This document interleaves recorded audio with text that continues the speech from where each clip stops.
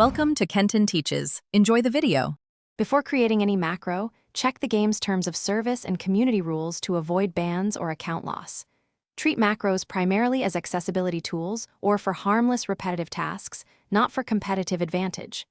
Configure conservative timing so actions imitate human play. Start with a 2 to 3 second delay between taps and a 1.5-second pause after menu opens. Decide loop behavior. Run once, repeat 10 times, or loop until manually stopped. Always test in a low-stakes area or guest account. Open your device automation or macro recorder and start a new recording session. Tap the exact buttons in order while keeping actions simple. 1 to 3 core taps, a 2-second pause after menus, then any scroll or confirm tap.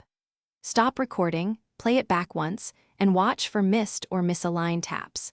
Edit the recorded points to adjust coordinates, set a 50 millisecond tolerance, and add a 500 millisecond correction delay if needed. Save and give the macro a clear name.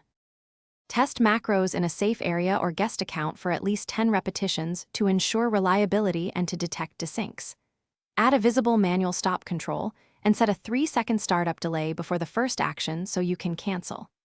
Limit loops to a sensible count, for example 10 to 50, and avoid running while matchmaking or during purchases. Monitor battery, CPU, and game performance. Disable macros during updates. If the game flags automation, stop using macros immediately and appeal through official channels.